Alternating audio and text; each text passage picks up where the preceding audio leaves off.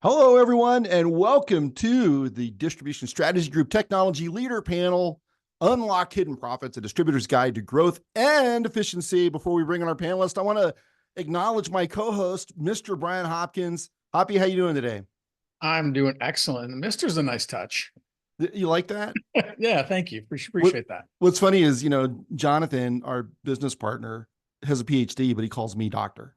Heller. I'm like, okay, yeah, I It's well deserved. might as well call me like Colonel Heller, because I don't deserve either. But okay, so before we bring on our panelists, we do want to talk a little bit about why we're here, which is to preview this amazing event that we're holding in Chicago, November 11th through 13th. You're going to learn some of the lessons today that are going to be taught at the conference, but the topics there will be improving margins, understanding and managing cost to serve. So how much does it cost you to take care of specific customers? How do you maximize your purchasing to lower costs? Because a lot of distributors have, distributed purchasing that's happening across branches, and that's not going through strategic buying agreements, not qualifying for co-op or rebates. How do you maximize rebates? Unlocking hidden sources of cash, and the lineup of speakers, which this is not complete. This is just a handful. Janet Zelenka has won every award I think there is to win when it comes to being a CFO or CIO. She's at the publicly held Stericycle, which is actually selling to Waste Management. She was previously at ORS NASCO. I was on a board with her. She's freaking amazing, brilliant. Mike Marks, he's one of the deans of the distribution industry, fantastic speaker. Brooks is one of the leading AI speakers in all of distribution.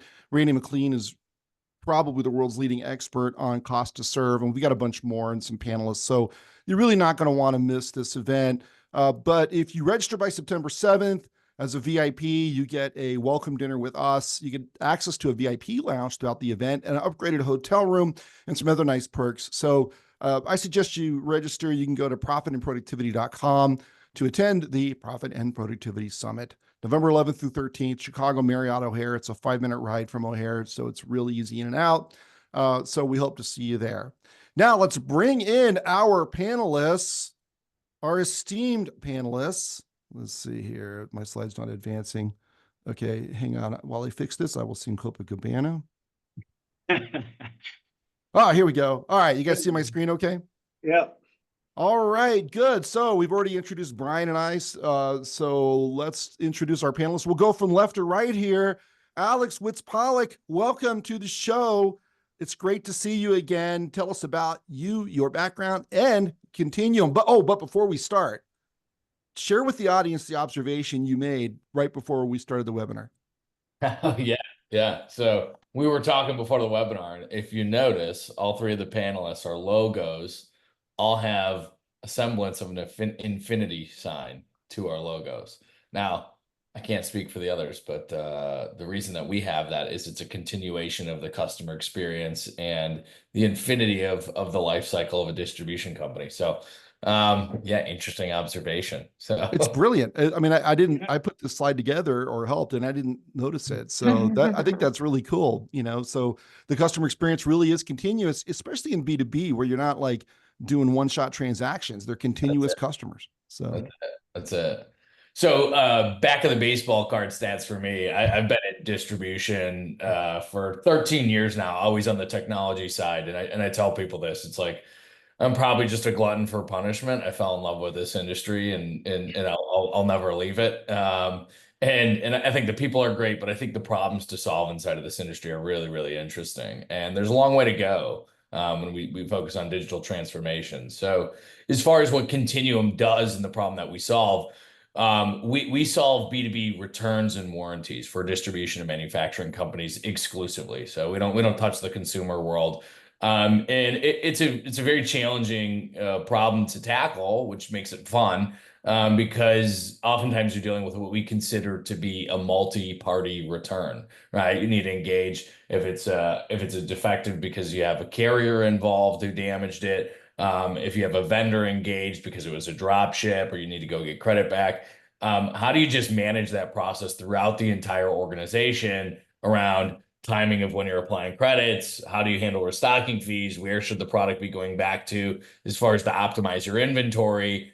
And how do we make sure that we're getting all of our credits back and eliminating any challenges that would cause customer experience problems? So we love this challenge. We're a little bit weird. We focus on returns and reverse logistics every day. We're like every day, that's what you wake up and get excited about. That's what we get excited about, solving that problem. Yeah, it's cool. I just wrote a white paper for Continuum that's coming out in about a week. And so I went to 75 different distributor websites and looked up the returns process.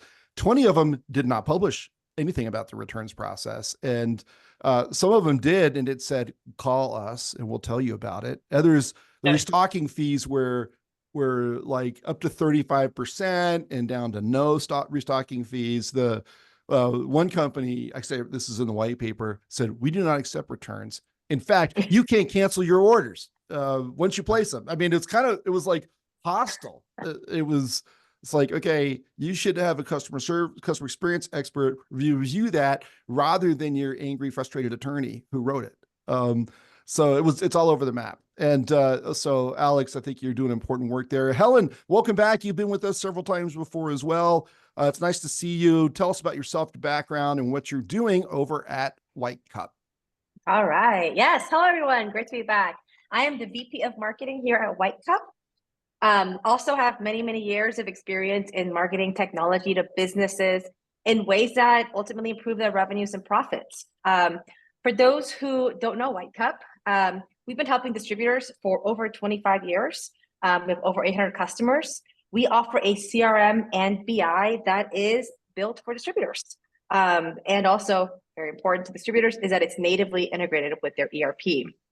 Now, our perspective is that distributors will win with a data-driven CRM. So it's all about leveraging that data that you have in that CRM, and that'll transform your selling, your customer-facing activities to drive more revenue and better profits. Ultimately, it's like that full visibility that you give the full customer-facing organization, and having access to that insight on both the customers and the products just basically guides what you should be doing, what your team should be doing, and then you can take action on that through workflows and automation in the CRM, all in ways that really help drive revenue and profits, which is what we're here to talk about, right? Yeah, it's funny. I moderated a panel one time during their virtual users conference, and there are all these people that use your analytics tools. And I mean, their approach was, oh my gosh, I love this. And behind the scenes, you could almost hear them saying, you take away my White Cup, I'll kill you. Yeah, dude, I remember that. It was like, hey it, man, I'm just here to moderate the discussion. And so it was really compelling. So thank you, Helen. And RP, who I've known now for 33 years. I can't believe it. But we are at Grainger together. And then I know you're working with several different companies, but one of them is ORS Group. First of all, it's great to see you. Tell us about your background, and then tell us what you're doing for ORS and what they do. Absolutely. First of all, before I get started, though, it's so weird being on this side of it. I've watched almost every episode of DSGs and webinars and wholesale change and AI conferences and everything like that. And I gotta, just give me 1 second to say thank you, Ian, you, Jonathan, Hoppy. You guys have transformed our industry. You've given us a platform to be educated, to learn. No one's ever done that before. Like you said, I've been around this industry for 32 years, and you've done more, you and the whole DSG company, to move our education and knowledge about what I call MRO, messy, random, overwhelming, and you're making it something that we can embrace and something we can leverage. So I just want to say thank you, Ian, because I don't think you understand what you guys have done for all of us. Oh, and the thanks. fact that we're here today talking about really cool stuff that distributors can leverage is unbelievable. But real quick on me, Ian said I got 2 or 3 minutes, so I'm going to keep it under an hour. It's tough, but Happy knows I can, 30, could be a lot. Anyway, I was at Grainger for 32 years, and some of my big roles that impact here was I led Grainger's product information, which fed Grainger.com. I was there when all these .coms were implemented. Lived through 2 SAP implementations. Started what's called Find MRO. Hoppy and I worked as I was the regional vice president, where we led a $1 billion region, and we basically did a turnaround there and leveraged all of it from worst to first. And my final thing I've been doing, I did my last few years at Grainger. I actually worked for the Grainger Foundation, which is probably the most humbling thing I've ever been a part of, because you're able to give back and being able to learn and understand how Mr. Grainger made Grainger what it is today. is something I will never, ever forget. So where I am today is after leaving Grainger, I was telling them earlier that working with ORS Group is being able to bring artificial intelligence to distribution, right? MRO. Because I'm telling you, living in this world for so long, it is messy, it is random, it is overwhelming, and how do you get it together? And AI is for the first time give us a tool. So the ORS Group has been around over 25 years in operational research. They implemented, inventory management, demand planning, and something I'm very excited about. And I told you early on, I led Grainger's product information. That is it's probably the toughest job I had of all those 20 different business cards I have behind me on my wall, because people don't get it. And we're talking a lot about that today in our talk here, but being able to understand what that is. And ORS Group now has come up with some AI tools to help manage the product information in ways that I'm blown away by, because I know how bad it is. So there's hope. So back to you, Ian. Awesome. Great. Okay, good. So let me stop the share here. We don't need slides for most of this. So I want to remind the audience that you're welcome to ask questions as we go through this discussion. Okay, so one of the themes of this conference is hidden profits, or also I think discovering hidden costs, right? Two sides of the same coin. So in your experience working with distributors and with other customers, where do you see costs that distributors, I would say in my experience, they either don't know that they're there, or they just sort of accept that that's the cost of doing business rather than understanding there are opportunities to lower that cost. And sometimes lowering that cost is not just about eliminating a P&L item, it's about eliminating something negative for customers that results in them being more satisfied and coming to see you more often. So there are just these things that are hidden in distribution businesses, or they're there and people take them for granted or just have given up on them. Who wants to start with an example of something that they have worked on with distributors before? I'll start with the biggest one for me is, again, I go back to my Grainger experience, and I'll leverage that a lot here today because I lived through a lot of it. And being on this side of the fence as well, now that I'm working with other distributors on behalf of ORS Group and seeing what is coming back from them, you see huge opportunities in inventory management, special SKUs that are there, data management problems. You see people that have got the same SKU listed 12 different ways because people enter it differently. So being able to understand inventory and how can you leverage that? Because you're right, Ian. Something I'm not sure it was you or somebody in my early days at Grainger told me, you can't sell from an empty wagon, right? So if you don't have the right inventory in the right place at the right time, you're never going to satisfy that customer. And I'm telling you, they're going to go somewhere else to get it. So that's something that I think about a lot. Yeah, good. I didn't invent that, but I've heard it too, and it's true. Alex, you got something? You didn't take... Oh, sorry. Go ahead. Surprised I didn't take credit for it. You know me well. Yeah. Yeah. I also coined 7 years ago, which I thought was pretty good. So it stuck. It did. Helen, do you want to share an example? I do. And it's interesting. So I think yes, it is about stopping certain costs that hurt, right? That hurt the business.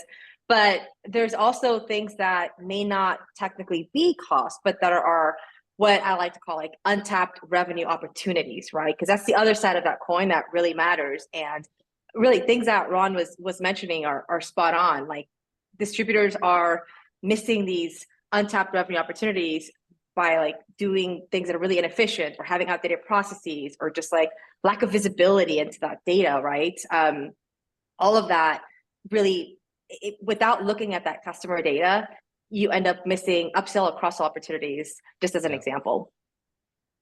Yeah, right. So, I mean, you two have already covered sort of inventory information gaps, which is, hugely expensive. And that goes really deep, right? Because sometimes like, especially, I mean, Grainger has a lot more control because they're more of a command and control environment. But in other distributors, there are people on the front lines who will spot buy things that are actually stock items, and they'll create new SKUs for them, which means not only are you not getting like rebate and co-op credit for those SKUs, but you now have demand split among multiple SKUs. You may have something that's selling 20 times a year and you don't stock it because you don't know it, right? Yeah. Because it's sold under different stock numbers.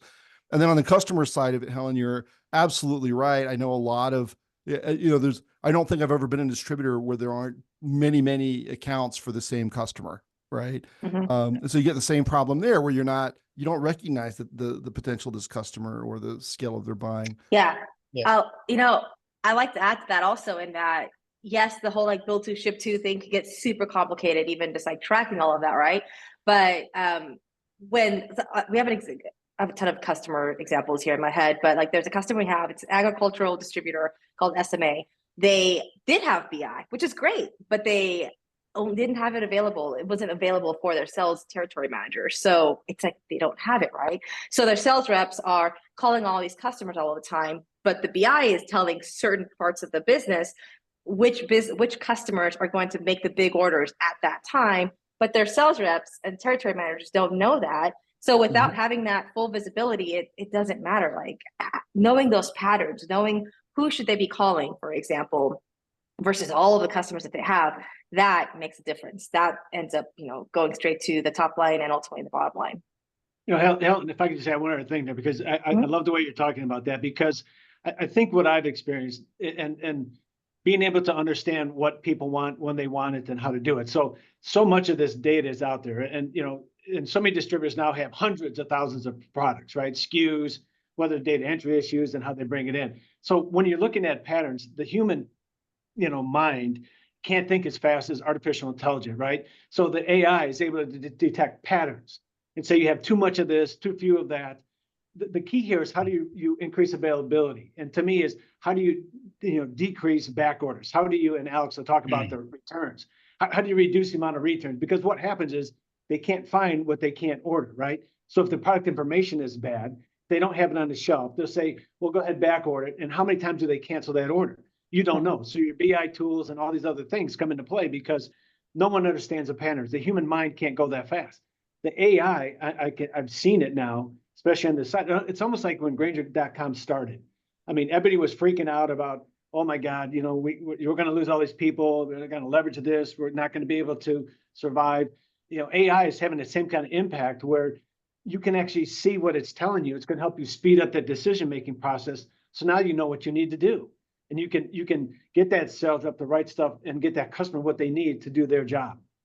Yeah, and RPI, the one hidden thing underneath all of that, right? You mentioned canceled back orders. Yeah. There's only one process that's more difficult, more challenging, and nobody wants to do other than canceling and putting away back orders, and that's returns. Yep. Right. So you get a whole bunch of back orders, and all of a sudden they get filled all of a sudden, and half of them are now canceled. Now you're losing a ton of productivity in your warehouse because these guys got to put it all away. And now you've got excess inventory sitting in your building for no reason. So that's an underlying, you hit it earlier, that underlying hidden productivity issue that pops up when you don't have the right systems in place. Yeah, and with that, I want to turn to Alex. But Alex, before I do that, I want to share the uncertainty principle graphic that I made just specifically for you this morning. Based on our what AI tool did you use? This was Dolly. It was my I had to do Dolly AI iterations, but yeah, I mean you would post the Schrodinger's cat example and talked about being a scientist in the lab. So I thought I'd put you as a scientist in the lab talking about the returns uncertainty principle. That's a good picture of me. I like that. I think I lost a couple pounds in that one. Well, so look, I started early. I was very fortunate early in my career. I actually joined Hardy's Emerging Leaders Program through the HVAC industry, and it was led by Jason Trimbach of 2J Supply, who I think is a great operational brain in distribution. And I can't even remember the exact book that I was forced to read or had the opportunity to read at the time. But it forced me to think differently about distribution, which is such an operationally intense business. Like it just is, and margins are thin, where if you can pick up an extra point or two on anything, it makes major impacts and ripple effects. Or if you can save a point or two here or there, major impact. So when I started my career in distribution, I was thinking sell more, sell more, sell more. We were always focused, how do we get distribution companies to sell more? And I think a pivot that I had was, well, we should be thinking about how we do things more profitably. And so like one of the things, because you think about like, okay, we can grow revenues, but are we growing revenues profitably? Because those are two different things. Like you know, at what cost are you growing revenue? And you're either growing or you're dying. But like one of the things when you're talking about like how do we scale our revenue more profitably is like little things like if I have a truck going out on a route, it's like a hotel room. What's the most expensive room in a hotel? It's an empty one.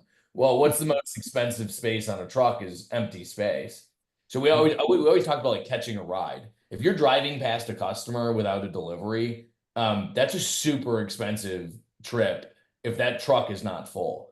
And so like when you think about like selling more, how do you sell more profitably, right? Not just sell more, but sell more profitably because that's what matters because the bottom line, the net is the oxygen to a distribution company, which then feeds back to what you can do to go grow. And so at some point in my career, I transitioned, which you know, Ian, Brian, you know, into automation, which is really like take costs out of the business. And that's where I got really enamored with this idea of like, whoa, hold on.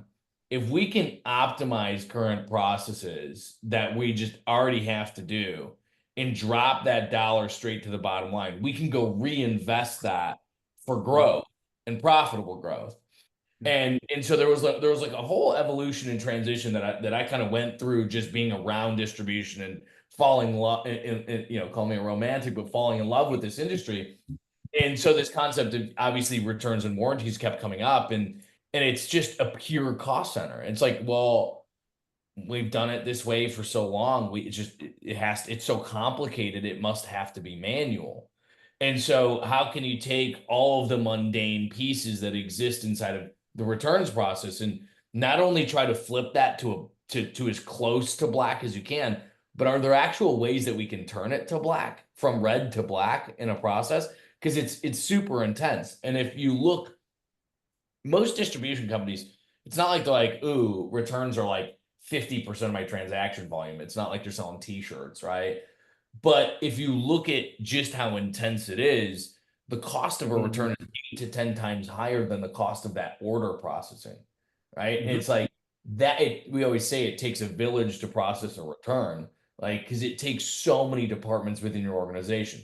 So we're maniacal about how do we take what may not be a massive transaction count, but is a massive profitability suck, reduce, if not eliminate the cost associated, drop it to the bottom line and refocus on deploying those dollars into growth. You know, Alex, if I can just add one thing, because I love the way you think about that, because, you know, living in distribution for so long, returns were always, nobody wanted to do them, right? Because you were always worried about, you know, the top line sales, get the sales. And all of a sudden, oh, you got to return that. But I'm telling you, the other thing that you made me think about that I know I lived with, you think about the cash implications, DSO, right? Daily sales outstanding. I mean, I remember customers who held up $1 million payment because of a return that was off by 1 cent because of the automation, right? The EDI and all these other technologies that were holding things up because someone didn't process return correctly. And then you get into big national accounts, right? And the next thing you know, oh, it's to the wrong parent-child relationship. And this whole return thing is a big circle thing. And you're like, well, which one is it? And man, I like the fact that you're focusing on this because it is, you know, talk about profit productivity, it drops right down. DSO, you know, don't minimize that, team. I mean, this is something that you look at that. When you look at all the different ways, how you optimize your margin and those things, that's a big impact. And Alex is spot on with that. Yeah, and Ian, maybe you can comment on this one, because I think you're right. A lot of distribution has focused its energy on improvement with continuous improvement projects, putting lean systems in place and trying to optimize processes manually. What I've seen over the last 5 years or so is just a plethora of tech companies that can help companies do this better, faster, and more efficiently. So I'd be curious to hear, you know, your thoughts on that and the panel.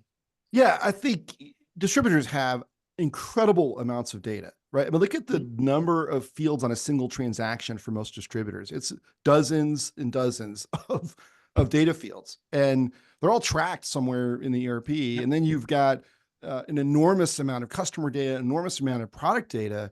And I think distributors are often just overwhelmed, right? And they don't really know what to do with it, which means they don't exploit the potential of that data. And Helen, I'm sure you guys see this all the time when you're working on, BI implementations for distributors, but there's treasure in there. I mean, one example just in the returns area is when I was at Grainger, I didn't invent this. There are people there who did, but they started evaluating every credit memo, i.e. returns, and categorizing them by what caused this return. And they started doing Pareto analysis. Not only did it reduce the returns over time because they figured out why people were sending stuff back, it also satisfied customers because we greatly reduced the number of times we sent them the wrong thing. And it's not, because we tend to make this assumption it's the customer's fault, but a lot of times that's our product data or our lack of technical knowledge that resulted in sending it back to begin with.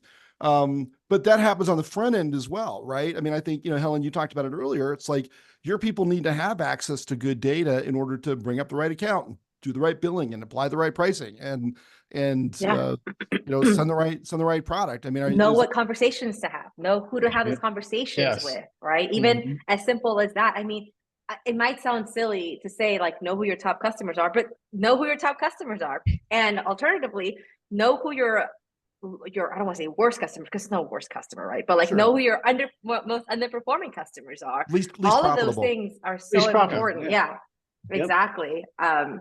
And have like, instead of having these random one-off reports being built by some poor soul in the office, right? Have a dashboard that's already set up and all of that data is already there and available for you to always be looking at with the notifications, right? Because even a dashboard can become overwhelming if you don't know what to look at, right? So it's about having the automation set up in advance for your team, right? If somebody stopped buying, and they usually do, and it's been like a couple of weeks, oh my gosh, are they going to churn? Or are you about to lose that customer? Did they go somewhere else? So send a notification to your rep to make sure that they go and follow up with that customer, or send notifications directly to the customer about an invoice or about an order, right? There are so many ways of automating things as well that really helps improve productivity and ultimately, the dollars.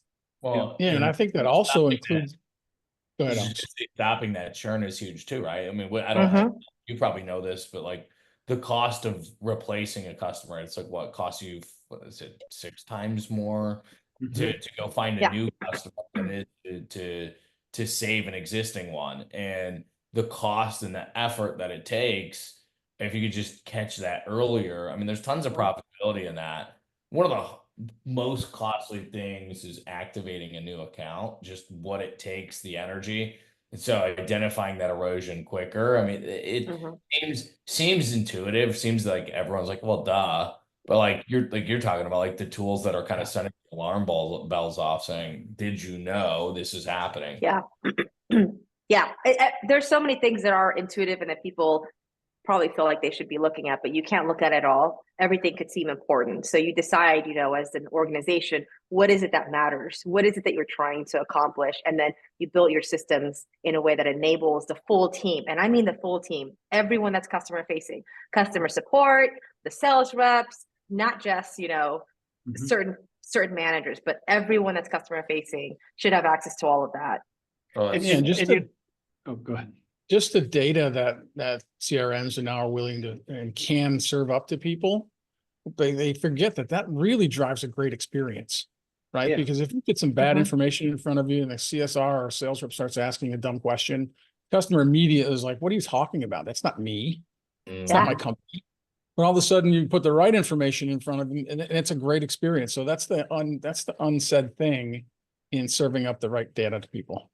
Happier employees. Yeah, and if I could just add, the one thing when running the region in the branches, I used to hate it when I didn't understand what the customers were saying. It's the old, you don't know what you don't know. I didn't mind at all if they said, I got a problem. I hated the situations where they just went away, right? The returns sucked, the pricing sucked, the product information was bad, the invoice is wrong, all these different things that are wrong. They just would go away. and and a little plug for DSG, but the customer RX, I mean, get the feedback. I mean, I'm telling you, you got to listen to the customer. I mean, no matter what, all this technology, all these different things, it really is about relationships. It's being able to understand, how can I help you do your job? You know, make it easier for you, give you the products, the services. We have all the data, and Ian's spot on. I mean, there is so much data out there. And I think that's another reason why AI is so important now, because it can manage that large data. It can look at patterns. It can tell you what's going to happen, whether it's inventory management, demand optimization, DSO, returns, the BI that Helen's talking about. All these different things are out there now. But at the end of the day, I'm telling you, and lived in this world for so long, you got to have that relationship with the customer. You got to listen to them. And whether that's through the customer RX that DSG has, because the data is there. I mean, you can look at it and you know, I understand it. And there's so much you can do to take action. So don't forget about that side of it. Well, Helen, you talked about even the CSR group, kind of, you said, okay, what's important as far as data as an organization, and then distribute that to the individual teams. One of the things that we get into is like, you know, so sometimes there's individuals dedicated to returns on these teams, right? So you tend, I mean, some companies, it's like, you know, a percentage of the whole CSR groups, and I've been in automating transactions that CSRs deal with, workflows CSRs deal with for quite some time. And what I think is a real hindrance to profitability for a lot of distribution companies is we're like, okay, we can automate, let's say 80% of what a CSR does, right? It might take some work, like, so you have to get to the returns and warranties. You got to automate that. If you get a PDF purchase orders, RFQs, but like technology now can automate this, right? And then people are like, well, what am I going to do with this person then? It's like, well, okay, that's a different conversation. Like, do you have the right people on the bus? Because what you should do with that group and what you do, it might not be the same thing, but with data like what you're talking about, if someone's calling in to your CSR, if they're not asking every single time, hey, did you know you're due to buy this? Or, hey, people exactly. Yes. It is an upsell, and you want to talk about profitable sales. It costs you absolutely nothing. You're already on the phone with them, right? Yeah. And so I think one of the big challenges that distribution organizations have is they say, well, it's not really the right person to be doing it. That should be my outside guy, right? And so it's like, rethink the way that you think, like, because you have a massive opportunity to increase profitability there. Because if you can just go sell an additional product and you're getting 25 points on it, you know, well, you're dropping 25 points to the bottom line because it's a cross sell an existing customer on a product that was already going out. And so I think it's like all these technologies are real. I mean, yeah, they're different, right? What you do is completely different than what we do, but it's all driving towards the same, this genesis point of, which is the profitability, but like, get the humans out of the mundane, get the humans the things that machines cannot do, and then enable them with the data, the tools, the technology, AI, to actually go have the right conversation and put them in a position to win. Yeah, that's exactly it. I think you have the team that can do it. Well, that's a separate conversation. Yeah, well, and it's necessary at this point, right? Right? But with like the customer, you know, customers are expecting more now from their businesses, from their partners. And so distributors have to be a partner. They have to offer value other than, here, press this button to order this product, right? They have to be able to offer insight and help them be more successful themselves. So 100% what you said, ditto. Yeah. You know, Ian did a webinar for allied distributors, you know, pretty recently. And one of the things and topics they talked about was how to use your counter and insight people to upsell, right? And one of the things I told him going into that is yes, you don't want to put service people sometimes in a position like you have to sell, but you have to explain it to them that this is really a service, right? Because if you let a customer get away that should have ordered, you know, product X with product Y, and they didn't because they didn't think to or didn't know it, and they get to a job site or they get to where they're going and they don't have it, now all of a sudden it turns into a tough experience because now they've got to go back. Yeah. Or they go somewhere else to get that other product because you didn't offer that up to them. So you turn the script around a little bit, say it's really a customer experience to offer that additional product, or by the way, do you need to order this versus a pure sales thing? And You know, end users are getting sophisticated enough. They know that consolidating vendors, if I could save 5 pennies over there, well, it's just the cost of going and having receiving with another vendor. It just doesn't make Right. sense, right? Yeah, These right. users are getting sophisticated enough. Oh, I didn't even know you offered that. I can consolidate my spend over here with you. Yeah, I would love to do that. You know, the other thing I would add, because there's all great points, Hop, as well, is I talked about the correlation. And back in the day, we used to call it affinity products. So if somebody's buying, you know, a flashlight, they need batteries. If someone's buying these, you know, there's so many different correlations that AI is able to uncover through demand planning. And that's something I know ORS Group has gotten really good at, because they have over 200 of these engines that machine learning tells you over time and time again, leveraging all this data, here's the kinds of things that they should be buying if they buy this, whether interest rates go up, whether the weather's different, all these different things feed into the model, right? So then the other thing I want to talk about, and I think Alex is brought it up, is the whole relationship with the suppliers. I mean, we can't forget about that side. It's absolutely huge. And we talk about the returns, and I go back, Alex, I mean, maybe I'm dating myself again, but in our big distribution centers, we had just sections for returns. We had people assigned just to do the returns, because that's how big it was, right? And you sit there, and then you have the relationship with the supplier. So now you sit down with a line review and you go, okay, how can we innovate? How can we get better? Why are these returns happening? Do we have the wrong product information? Are there sell sheets? Is a relationship we got to do?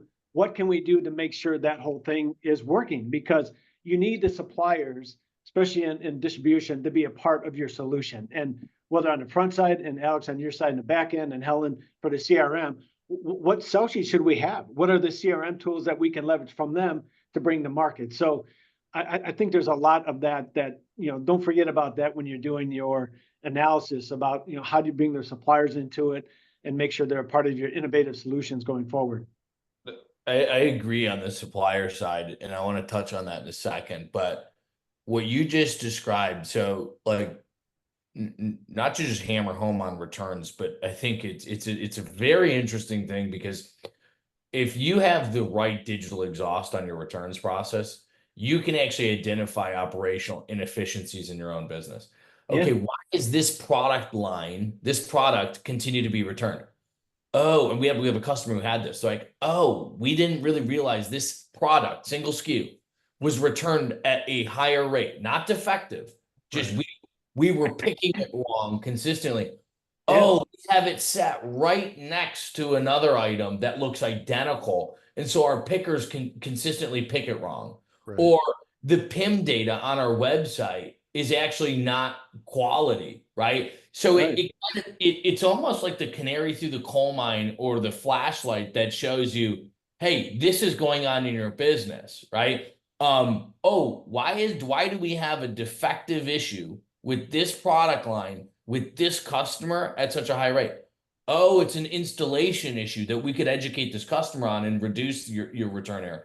So I think it's like getting the root cause of like the digital exhaust and the data on the returns shines the light to the downstream impacts of where you have root cause problems in your business. 100%. So we have a question from the audience I want to interject. So it's from Barrett Thompson. Hello, Barrett. Thanks for joining us today. And he says, taking an omni-channel view, we need to put intelligence, insight, and action prompts into every customer interaction through both human-powered and self-serve channels. But here's the question, and this is for all of you. Do you find the biggest obstacle to this vision is technology limitations, operational inertia, or something else? Ron, you've been around long. I'm curious. Yeah, go ahead, Ron. I have a few. You know, I think it's, boy, you know, I've been around technology, and I go back to something Helen said, and it reminded me, I used to call it the process, the rule, handle the exception, right, Hoppy? I mean, it's like, how do you get in and out, boxes in, boxes out, and all those different things. But I think this could take a whole nother direction. It comes down to leadership and setting the tone for what you want to do as a company, right? I mean, the technology is there. I think every one of us knows, you know, you can say, I want to do this, and what application should I use? And they're all there. So how do you leverage the knowledge that you have inside your organization to bring it to bear? And to me, it's all about being able to bring a leadership saying, okay, we're going to focus on the customer. We're going to get their feedback. We're going to work at all these different things together to be able to bring that solution to that customer. And the technology is there. I mean, it's been there for all, it's different, yes, but so much of it there to be able to apply to it. So think about the leadership stance that you want to make it and what kind of vision you want for your organization, and then find a solution, because they're all there for you. But you got to get started. You got to do it. Yeah, Okay, no, I totally agree with that. you think so? It's a leadership thing. You too? You think No, so? well, too? it's yes on the leadership thing, but also like I said this earlier, we're like figure out what you want to focus on and what you're trying to accomplish. And that's what you do when you get a CRM, when you get a BI tool, when you get an AI tool, even. There's a million platforms for everything. Don't get platforms for everything, right? It does all need to ultimately be integrated, and everything has to work together. Infinity sign, remember? But you do all have to have consensus on what are you trying to accomplish. Otherwise, you'll get lost immediately. Yeah. That's Helen, that was when I think through this, I think it's do you have a individual or group of individuals, whether it's a steering committee, that have a unified view of where you're going? And if you have that, then I think everything else is like water. It'll just get out of your way. Right. But there does need to be that point person or point group that own it and have a holistic view of seeing how it all works together. Right. So here's our long-term, let's call it 5-year, 10-year, who we want to be when we grow up. And then what are the pieces that we need in place? So what are the data points that we need to feed into an AI model to be able to execute that? How does our returns platform interface with the CSR product recommendations? Like, what is the actual workflow look like that? And then it's not like necessarily, because there's so many companies that are like, well, we're trying to cut down systems and use a single system. But it's like, are you using the right tools for the right job? And do they have connectivity to your North Star of where you're going? And to me, that is the biggest limitation that I see with distribution companies. And then anything else is just a symptom. Like, oh, our data is not quality. Oh, these systems don't talk. That's a symptom of not having the plan in the strategic foresight to where you're going. Right. So RP, I actually have a question for you, right? I mean, the technology, you guys described it really well of what's needed for the technology to happen. And I think a lot of people can get on board with reducing returns and making that process easier, faster, better, providing the right information between the seller and the customer. But what really is interesting to me is kind of behind the scenes, right? So one of the things I know ORS does is that inventory forecasting. And that's always been one of those things that says, leave us alone. We know what we're doing. The ERP is going to tell us what to do. Although we also used to say, Brian, at least I heard this at Grainger, there are two kinds of inventory forecasts, wrong ones and lucky ones. Yeah. Oh God. Yeah. So I'm curious in your world, right? Knowing, and maybe describe a little bit of what that does, but how do you then get people to change to use something like that versus, hey, it's in our ERP? No, you're spot on, Hoppy. And what I found in this chapter with ORS Group is the fact that, Ian, everybody's talked about this. Everybody's got the data, right? And so many distributors have it. It may not be clean, and we can fix that, but you got to start with the data. But you go back and you look at, 2 or 3 years of data in history, and you sit there and say, okay, I see patterns, and it spikes up, and you're sitting there thinking, boy, we must have had something going on there. But you didn't need to have $1 million inventory. You could have got by with 250,000. So you have a cost savings, right? So you detect these patterns that the human mind can't do, but the system and machine learning takes over and takes care of it. So then you reduce back orders, and you show that you can streamline inventory. I go back to some of the KPIs for the suppliers. Your lead times improve. Now you have the right stuff showing up in the warehouse when you need it. You don't have extra inventory. And I gotta just add, again, we've been around a long time in distribution, and I can't tell you how many times. And I love our sales partners. I mean, I hope nobody's gonna be offended, but hey, you know what? We gotta get $100,000 of this SKU. You got to put it in the branch, or you got to put it in the warehouse because I got to have it. Customer's going to buy it. I guarantee it. Guess what happens? Doesn't happen. And guess what you also did? You assigned a special SKU, and it goes back to having 12 SKUs for the same item that's sitting on the shelf. To Alex's point, in 12 different spots throughout the warehouse, right? So now you go do your inventory count and you say, boy, I got this dead inventory, A, B, C, and I call it the D. So how do you discontinued and dead? So now you got to eliminate that. And what are you doing? Now you're returning that for, dime on the dollar kind of stuff. So having artificial intelligence, understanding information, being able to leverage all this data you have, you got to do it. But I will tell you, you got to make that investment because it's there. And that return on investment is typically high. But AI is there for you, team. I'm telling you, it's something you can leverage today because people I don't know if they're scared, but I've been doing this for a while now. I see it. I'm like, well, how do you not do that? If I can save you millions and it's going to invest this, how do you not do that? But then there's some apprehension that we got to get over. And I think that's the thing. You got to be a thought leader. You got to be the one leading this charge because it's there. So if I could just jump in, we at our last conference, which was about AI, we had Brian Walker, who's the senior vice president at Grainger, and he talked about, I'm oversimplifying his message, but basically we hired a huge number of people and wrote our own AI, right? Yeah. I mean, that's kind of the way it came across, 100%. Or at least that was part of the message. And that's not possible for the vast majority of distributors, right? Mm-hmm. And so, but if you look at like your three companies, right, Continuum, ORS, and White Cup, I mean, you've got those tools, and the whole financing model for developing your software is different because it's one developer that is funded by many, many, many different companies, right? Rather than being so large at Grainger, you can fund it yourself. I mean, that's the way most distributors are going to compete, right? They're going to find companies like yours that offer these best-in-class products, and they're going to add them to their technology stack. I'm not, and by the way, your need for AI expertise drops dramatically. You just need to know someone who knows what you're looking for and can evaluate technologies. You don't need a bunch of AI programmers, right? And I mean, how do we get the word out about that? Or do people understand that? I mean, obviously we want people to come to our conference because they're going to learn how they can apply these tools to drive profits and improve productivity.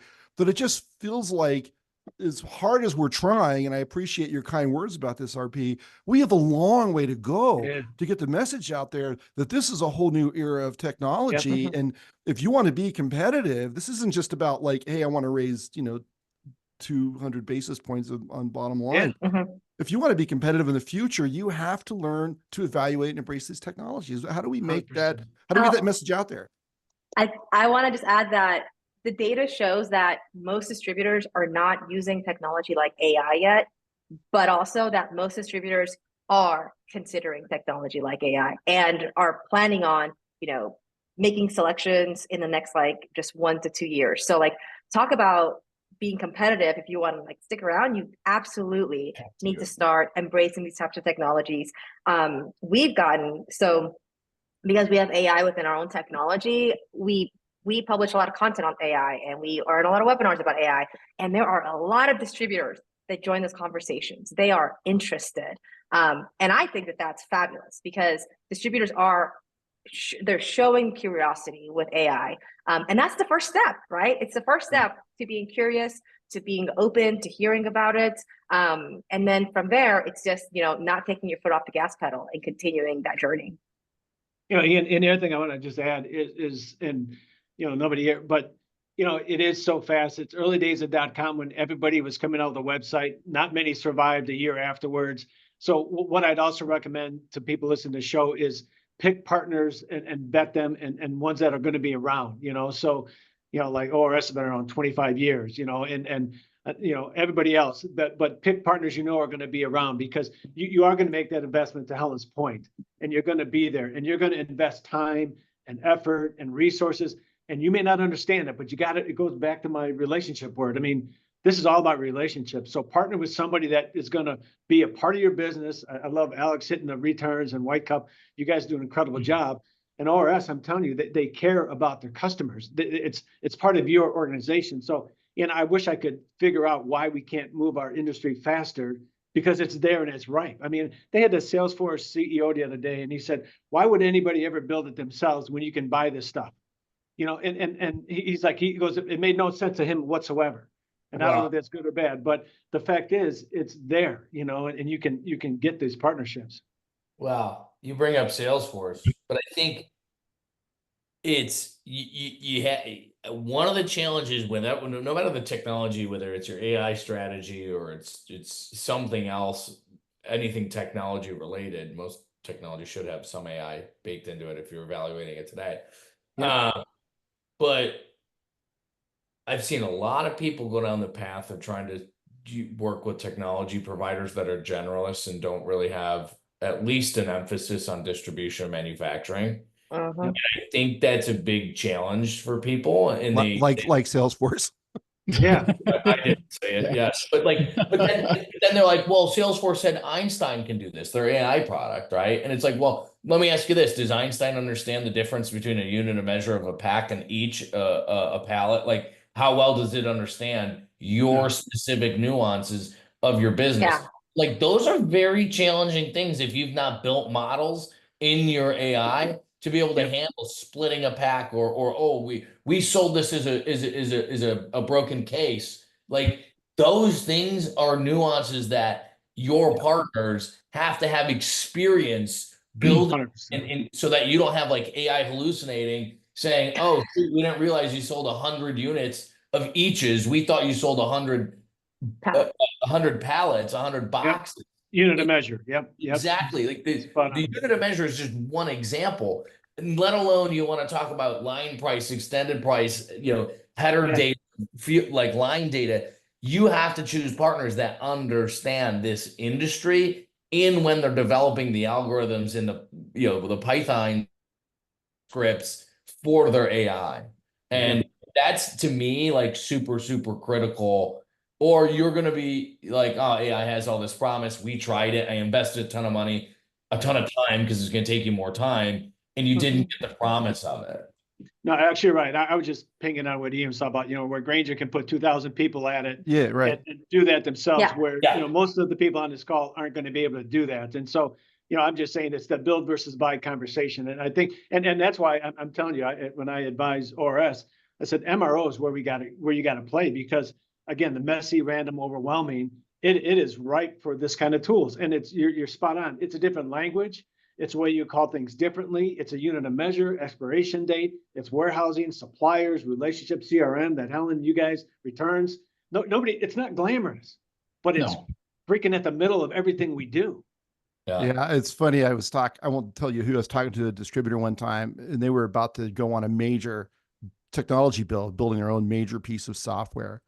Oof. And I said, well, why are you doing that? And they said, well, we can't find a piece of software that really meets our requirements. And I said, makes perfect sense to me. And the next time you go buy next time you need some delivery trucks, why don't you build those rather than buy them? Yeah. Because it makes about the same sense, right? And the challenge is probably about the same, right? Are you going to be, would you be a truck manufacturer? Of course not. Should you be a software developer? Most of the times, no. I mean, and so I think, most distributors kind of understand that now, but there's still those out there that don't. And, so I think finding these best-in-class products to augment a good ERP, to me, is clearly the right way to build a technology stack of distribution these days. Last point I'll make on this, but this week I had a conversation with a distribution executive. He's now semi-retired, exited his company, but he led a couple $100 million distribution business, and he was in the HVAC world. And if you know Watsco, they're like, well, we're a technology company. It just so happens we sell HVAC parts, right? That's their model. And he's like, I know, because there was some deep due diligence through a process.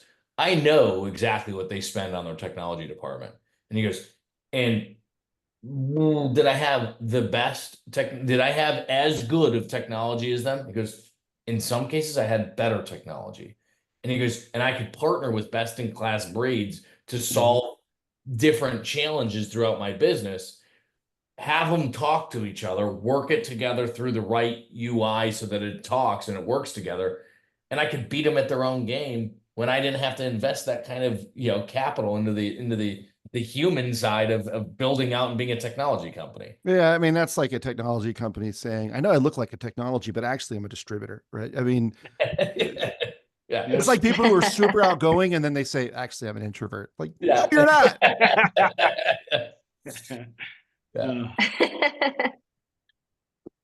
Oh, good. Okay. Well, we should probably start wrapping up. We got a few minutes left. So Helen, you're going to be at our event, I believe, or at least White Cup will be. Yeah, we will be at the event. Yes. Can you give me 60 seconds on what you're showing there? Yeah. So we are going to be at a booth. We are excited to see everyone.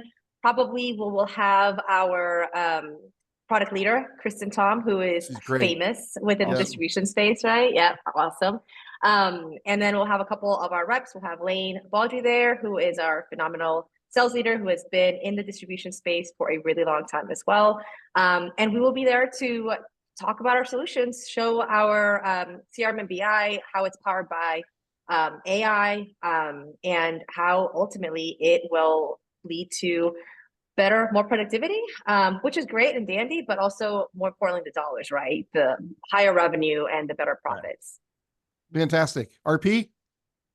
Yes, and Chandra will be there at the event as well, speaking about it. So let me talk about inventory management, demand planning, the SKU rationalization, inventory management, all those different things. So excited about the opportunity. And I'm telling you, it's another opportunity for distribution to understand what AI can do. It is there. It's a focus of ORS Group, and excited to be a part of it for sure. Cool. Alex, do you want to take us home?